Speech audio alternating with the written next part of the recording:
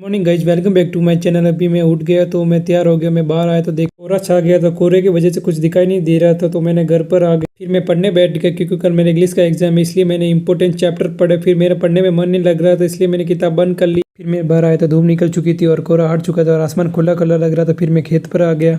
हमारी राई की फसल बड़ी हो चुकी थी और वह कटाई के लायक हो चुकी थी और उसे थोड़े दिनों में काट लेंगे। और फिर मैं गुलाब के बगीचे में आया और गुलाब के पौधों को देखा जहाँ पे गुलाब के पौधे बड़े हो चुके थे। मैंने गुलाब के पौधों में से जितना भी कचरा था उस कचरे को साफ किया और आसपास जितना भी कचरा था उसको हटाया। और फिर मैं घर पर आ गया और फिर घर पर बगीचे से मैं घर पर आ गया और घर पर मेरे दोस्त था। फिर मैं उनके साथ घूमने के लिए निकल गया। फिर हमने गाँव की दुकान से भेल बनाने के लिए सब कुछ सामान ले लिया और फिर हम सब गांव के बांध की ओर निकल गए। फिर हम मस्ती करते करते चलने लगे। हम गांव की गलियों से होते हुए फिर हम लोग बांध पे पहुंच गए। फिर हम सब बातें करते करते हम बांध के किनारे पे पहुंच गए। ये हमारे बांध के पास के नज़ारे व हरे भरे पहाड़ है। बांध इतनी ऊंचाई पर बना हुआ है। ये हमारा बांध है जो पूरा भरा हुआ है, जिसमें मछली व मगरमच्छ भी और चारों ओर पहाड़ है। चारों ओर सुंदर सुंदर नज़ारे है और पानी भरा हुआ है और ये मछली पकड़ने की बोट है। और हम बांध के निचले जंगल की ओर चल दिए। पर हम उबड़ खाबड़ रास्ते होकर नीचे की ओर चलने लगे। जैसे तैसे हमने अच्छी लोकेशन भी ढूंढी और फिर हम लोगों ने अंदर अंदर चल दिए और हम कांटों के अंदर होकर रास्ता निकालकर अपने लोकेशन पर पहुंच गए। और फिर हम अपनी लोकेशन पर बैठ भेल बनाने का सब कुछ सामान बाहर निकाला और हम बांध के निचले भाग में आए थे भेल बनाने की। और हमने भेल बनाना शुरू किया और उसमें हमने नमकीन व नींबू व प्याज मिलाए।